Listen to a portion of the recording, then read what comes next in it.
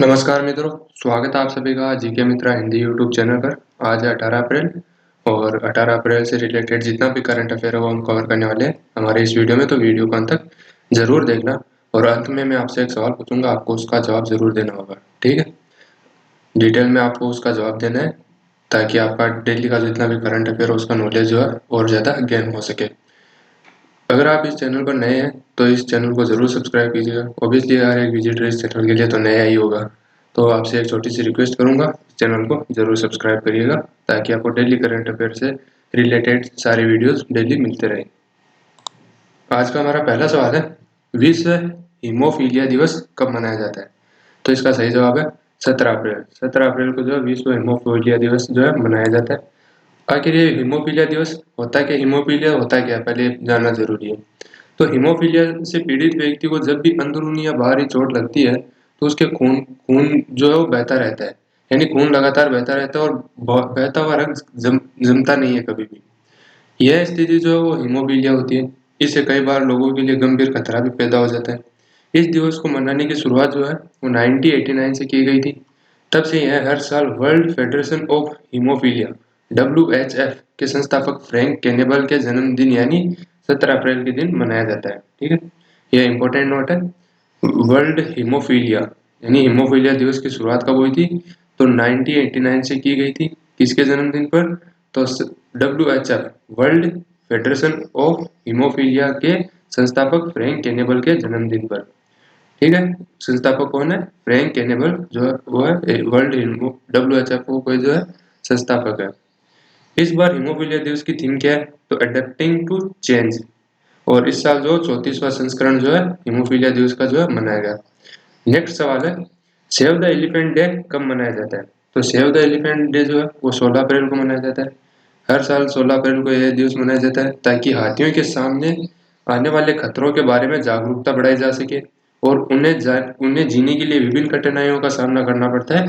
इसके लिए उन लोगों को जागरूक करने के लिए जो है वो वर्ल्ड एलिफेंट दिवस जो है मनाया जाता है।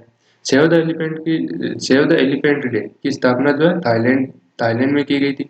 एलिफेंट रीइंस्ट्रक्शन फाउंडेशन के द्वारा की गई थी। किसके द्वारा की गई थी? एलिफेंट रीइंस्ट्रक्शन फाउंडेशन के द्वारा की गई थी। कहाँ की गई थी? तो थाईलैंड में। थाईलैंड की बात आती है तो थाईलैंड के प्रधानमंत्री प्रयुत चन ओचा, राजधानी है बैंकॉक। नेक्स्ट सवाल हमारा, किसने एशियाई कुश्ती में स्वर्ण पदक जीता है? यानी हाल ही में जो 2021 में एशियाई कुश्ती हो रही है उसमें स्वर्ण पदक विजेता कौन है महिलाओं में? तो उसमें जो है सरिता मोहर जो है उन्होंने स्वर्ण पदक जीता है। भारतीय पहलवान सरिता मोहर ने एशियाई कुश्ती चैंपियनशिप में लगातार 9 अंक हासिल कर 59 केजी में अपना खिताब बरकरार रखा है। उनके साथ सीमा बिस्ला और पूजा ने जो है वो कांस्य पदक जीता है। अल्माटी कजाकिस्तान में अपना खिताब बरकरार रखने वाली मोर के अलावा योगेश्वर दत्त, बजरंग पूनिया दो अन्य पहलवान हैं जिन्होंने एशियाई कुश्ती चैंपियनशिप में एक से ज्यादा स्वर्ण पदक जीते। दत्त ने 2008 में और 2012 में स्वर्ण पदक जीता था, जबकि पूनिया ने 2017 और 2019 में जो है स्वर्ण पदक जीता था। अब कजाकिस्तान की जो राजधानी है वो है नूर सुल्तान। मुद्रा जो है कजाकिस्तानी सिक्का।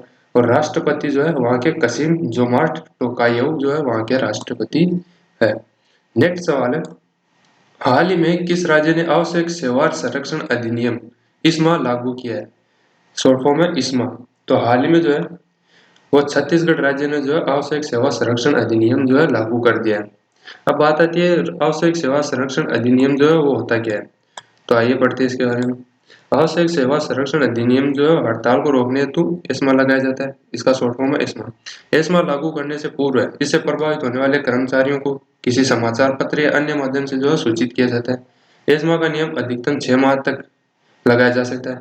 एस्मा लागू होने के उपरांत यदि कर्मचारी जो हड़ताल पर जाता है तो वह अवैध और दंडनीय है।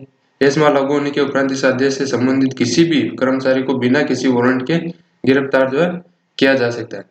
अभी बात आती है छत्तीसगढ़ की, तो छत्तीसगढ़ के जो गवर्नर है वह अनसुईया और चीफ मिनिस्टर जो है भूपेश बघेल और कैपिटल जो है रायपुर और बिलासपुर जो है यहाँ की कैपिटल है। अगर आपको ये वीडियो पसंद आ रहा हो तो इस चैनल को जरूर सब्सक्राइब कीजिएगा आप हमारे चैनल पर ऑब्वियसली नहीं है, ये चैनल भी नहीं है, तो इस चैनल को सब्सक्राइब करके हमें मोटिवेट कीजिएगा और हमारे 500 सब्सक्राइबर तक के गोल पहुंचने को तो अपना कॉन्ट्रीब्यूशन देकर जरूर पूरा कीजिएगा। ठीक है, अगला सवाल है, हाल ही में किसे मैकडोनल्ड्स की नई ब्रांड एम्बेसडर बनाया गया है?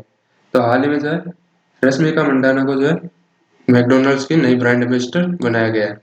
अगला सवाल है, किसे लॉरेंस एंड ट्रूब्रो इंफोटेक यानी एलएनटी के नए सीएफओ की नियुक्त किया गया है? तो हाल ही में जो है अनिल रेंडर को जो है चीफ फाइनेंशियल ऑफिसर जो है नियुक्त किया गया एलएनटी कंपनी का, एलएनटी इंफोटेक का। रेंडर जो है टेक महिंद्रा से एलएनटी में शामिल है, वो वहाँ महिंद्रा टेक में जो है वित्त और कानून कार्यों के लिए वरिष्ठ उपाध्यक्ष थे। नेक्स्ट सवाल है, स्ट्रीट चिल्ड्रन दिवस कब मनाया जाता है? तो स्ट्रीट चिल्ड्रन दिवस जो है वो 12 अप्रैल को मनाया जाता है। जो भी बाल बच्चे सड़कों पर रहते हैं उनके लिए जो है स्ट्रीट चिल्ड्रन दिवस जो है हर साल 12 अप्रैल को मनाया जाता है। अगला सवाल है, हाल ही में किस महानगर पालिका ने कोविड-19 हेल्पलाइन नंबर जो है शुरू किया है? तो बहुत ही ज्यादा बढ़ते कोरोना के मामलों को मद्देनजर रखते हुए बीबीएमसी बृहद बेंगलुरु महानगर पालिका ने जो है 1912 पेश किया है, जो कि वहाँ का इमरजेंसी हेल्पलाइन नंबर है कोविड-19 के लिए। तो ये इमरजेंसी हेल्पलाइन नंबर जो है वो है 1912 बीबीएमसी बेंगलुरु महानगर पालिका के द्वारा। नेक्स्ट सवाल है, इंक्लूसिव इंटरनेट इंडेक्स 2021 में भारत को कौन सा स्थान प्राप्त हुआ है, यानी भारत जो है कौन से स्थान पर है? तो इसका सही जवाब है ए, ऑप्शन ए 49 इंडेक्स पर जो है भारत है अभी। The economic intelligence unit EIU ने फेसबुक के साथ साझेदारी में समावेशी इंटरनेट सूचकांक 2021 जारी किया है। ठीक है, फेसबुक के साथ मिलकर जो है इंडेक्स सूचकांक जो है जारी किया है, जिसके अंतर्गत जो है सस्ता इंटरनेट कौन सा देश प्रोवाइड कर रहा है, कैसी सर्विसेज दे रहा है, उसका जो इंडेक्स जो है वो जारी किया गया, जिसमें भारत का जो है 49 नंबर है। अगला सवाल है, हाल ही में किसने यूरोकिया सीरीज का शुभारंभ किया है? तो हाल ही में जो है रमेश पोखरियाल ने जो है यूरोकिया सीरीज का शुभारंभ किया है। नई दिल्ली 16 अप्रैल को केंद्रीय शिक्षा मंत्री डॉक्टर रमेश पोखरियाल ने जो निशंक ने शुक्रवार को भारतीय प्रौद्योगिकी संस्था आईआईटी हैदराबाद के अनुसंधानकर्ता द्वारा विकसित विश्व के प्रथम सस्ते और लंबे समय तक चलने वाले स्वच्छता उत्पादक, यानी ये जो ड्यूरोकिया श्रृंखला जो है वो एक स्वच्छता उत्पादक है जो सबसे सस्ता है विश्व के अंदर और सबसे लंबे समय तक जो है चलने वाला उत्पाद है। ड्यूरोकिया उत्पाद अल्कोहल आधारित नैनो फॉर्मुलेशन उत्पादक है जो भारत और विश्व में अपनी तरह का पहला उत्पाद है। यह कोरोना और दूसरे फैलने वाले कीटाणुओं और संक्रमण की रोकथाम के लिए जो है बनाया गया है। इसकी प्राइस जो है अंडर 200 रुपीज के अंदर है, जो विश्व के अंदर जो है सबसे सस्ती प्राइस मानी जा रही है। इसको किसने लॉन्च किया है? तो केंद्रीय शिक्षा मंत्री डॉक्टर रमेश पोखरियाल ने जो है इसको शुक्रवार को जो आईआईटी हैदराबाद के द्वारा लॉन्च किया गया है। स्विट्जरलैंड की पहली ऑनलाइन बीमा कंपनी कौन सी है? तो एक्सा जो है स्विट्जरलैंड की पहली ऑनलाइन बीमा कंपनी बन गई है। कैसे बनी है? तो यूरोप की दूसरी सबसे बीमा कंपनी एक्सा ने अपने ग्राहकों को जो है बिटकॉइन ट्रांजैक्शन से बिलों का भुगतान करने का विकल्प दिया, जिसकी वजह से वह जो है स्विट्जरलैंड की पहली ऑनलाइन बीमा कंपनी बन गई है। यानी कि अब जो वहाँ के ग्राहक है वो बिटकॉइन के थ्रू जो है बिलों का भुगतान कर सकते हैं। अभी बिटकॉइन क्या है? तो बिटकॉइन जो है एक क्रिप्टो करेंसी है जिसके थ्रू आप ऑनलाइन ट्रांजैक्शन कर सकते हैं। उसके अंदर कोई भी थर्ड पार्टी जो है शामिल नहीं होती है, यानी कि आप एक किसी भी व्यक्ति को अगर ट्रांजैक्शन करते हैं तो सेंडर की जो है डिटेल्स किसी को प्राप्त नहीं होती है। यह एक क्रिप्टो करेंसी है। नेक्स्ट सवाल है, जेंडर संवाद कार्यक्रम का शुभारंभ किस मंत्रालय द्वारा किया गया? तो जेंडर संवाद कार्यक्रम का जो शुभारंभ है वो ग्रामीण विकास मंत्रालय, ऑप्शन ए जो है इसका सही जवाब है। ग्रामीण विकास मंत्रालय ने जो है जेंडर संवाद कार्यक्रम का शुभारंभ किया है। नाउ जेंडर संवाद कार्यक्रम है क्या, इसके बारे में जानते हैं। ग्रामीण विकास मंत्रालय द्वारा जेंडर संवाद कार्यक्रम का शुभारंभ किया गया। यह कार्यक्रम साझे तौर पर जो है दीनदयाल अंत्योदय योजना, राष्ट्रीय ग्रामीण आजीविका मिशन और महिलाओं और लड़कियों को अर्थव्यवस्था में सशक्त बनाने के लिए जरूरी कदम के तहत की जा रही कोशिका का जो है हिस्सा है।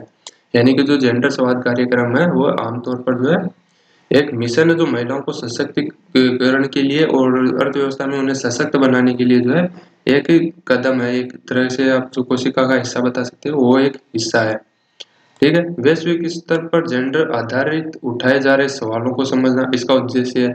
विशेषज्ञों और अन्य सहयोगियों से इस पर बातचीत और सलाह की जेंडर संबंधी मुद्दों को कैसे सुलझाया जाएगा और इसे लागू करने में बाधाओं को कैसे दूर किया जाएगा, वो इसका एक मेन उद्देश्य है। देश विदेश में जेंडर आधारित बेहतरीन संसाधन सामग्री को एक जगह पर लाने में सहयोग प्रदान करना भी एक इस तरह का उद्देश्य है, और भी कई जानकारियां जो है इसमें दी गई है। नेक्स्ट सवाल है, किस राज्य में रोपेक्स जेटी परियोजना जो है शुरू की गई? तो हाल ही में जो है उड़ीसा में जो है रोपेक्स जेटी परियोजना शुरू की गई। किसके द्वारा शुरू की गई? तो पतन पोत परिवहन और जल मार्ग मंत्रालय ने सागरमाला पहल के तहत, किस पहल के तहत? सागरमाला पहल के तहत ओडिशा के भद्रक जिले के कन्नीनली और केंद्रपाड़ा जिले के तलचुआ को जोड़ने की यह हर मौसम में काम करने वाली ropax roll off passenger jetty जो योजना वो लागू की है, जिसमें 50.30 करोड़ रुपए की मंजूरी को प्रशासनिक स्वीकृति मिल चुकी है। ओडिशा सरकार की परियोजना की लागत का बाकी 50% हिस्सा वहन करेगी। यानी ओडिशा सरकार जो परियोजना का 50% हिस्सा जो देगी। परियोजना की कुल पूंजी कितनी है? 110.60 करोड़, जिसमें कनिलनली और तलचुआ में रोपेक्स जेटी का निर्माण, पार्किंग क्षेत्र का विकास, नौवहन संबंधी सहायता और ड्रेजिंग जैसे उपयोगी बुनियादी ढांचे भी शामिल है। तो ये एक इम्पोर्टेंट नोट हो सकता है कि जो योजना है रोपेक्स जेटी योजना, उसकी कुल पूंजी लागत कितनी है? तो 110.60 करोड़ रुपया जो है इसकी कुल लागत है, जिसका 50% जो है ओडिशा सरकार वहन करेगी। ठीक है। अगला सवाल है, डॉक्टर सर्वपल्ली राधाकृष्णन की पुण्यतिथि जो है कब मनाई जाती है? तो डॉक्टर सर्वपल्ली राधाकृष्णन की जो पुण्यतिथि है वो 17 अप्रैल को मनाई जाती है। नाउ डॉक्टर सर्वपल्ली राधाकृष्णन है कौन? तो भारत के एक शिक्षक के रूप में जाने जाते हैं। हमारे भारत के जो है डॉक्टर सर्वपल्ली राधाकृष्णन की 46वीं पुण्य जयंती मनाई गई है इस बार। वह भारत के पहले उपराष्ट्रपति और भारत के दूसरे राष्ट्रपति के रूप में कार्य कर चुके हैं। उन्हें 5 वर्षों तक साहित्य नोबेल पुरस्कार के लिए जो है नामांकित किया गया था। उन्हें लगातार जो है 5 टाइम्स जो है नोबेल साहित्य पुरस्कार के लिए नामांकित किया गया था। नाउ नोबेल पुरस्कार विजेता कौन कौन है, ये आप नोट कर लीजिए। रविंद्रनाथ टैगोर साहित्य के लिए नोबेल पुरस्कार पाने वाले भारतीय, चंद्रशेखर वेंकट रमन भौतिक शास्त्र के लिए, हरगोविंद खुराना चिकित्सा क्षेत्र अनुसंधान के लिए नोबेल पुरस्कार प्राप्त करता है, और अमर्त्य सेन अर्थशास्त्र के लिए 1998 में नोबेल पुरस्कार प्राप्त करता है। सुब्रमण्यम चंद्रशेखर भौतिक शास्त्र के लिए और मदर टेरेसा 1979 में नोबेल शांति पुरस्कार विजेता है। तो भारत के जो कुल 1, 2, 3, 4, 5 और 6 भारत में अभी तक कुल 6 नोबेल साहित्य पुरस्कार विजेता रहे हैं। रविंद्रनाथ टैगोर, चंद्रशेखर वेंकट रमन, हरगोविंद खुराना, अमर्त्य सेन, सुब्रमण्यम चंद्रशेखर और मदर टेरेसा। आप इस बात को नोट करके रख लीजिए, इंपॉर्टेंट है, कोई भी पूछ सकता है, किसी भी एग्जाम में पूछा जा सकता है कि भारत में नोबेल शांति पुरस्कार विजेता कौन है, भौतिक शास्त्र के लिए नोबेल पुरस्कार विजेता कौन है। तो आप एग्जाम की दृष्टि में ये आईएमपी हो सकता है।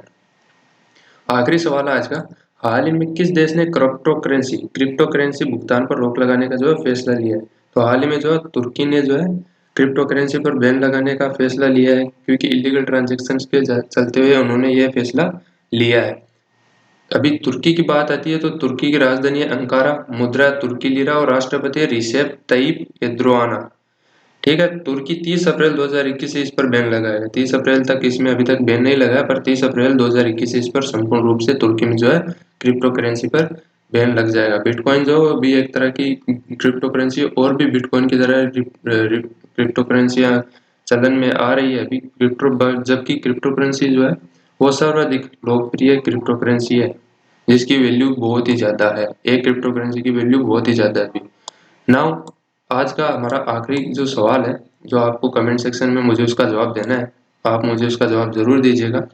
आतंकवाद द्वारा इंटरनेट के दुरुपयोग पर ब्रिक्स सेमिनार की मेजबानी किस देश ने करी है? आप इस पे इंटरनेट पर सर्च कीजिए और इसका जवाब जो है मुझे कमेंट सेक्शन में जरूर बताइएगा।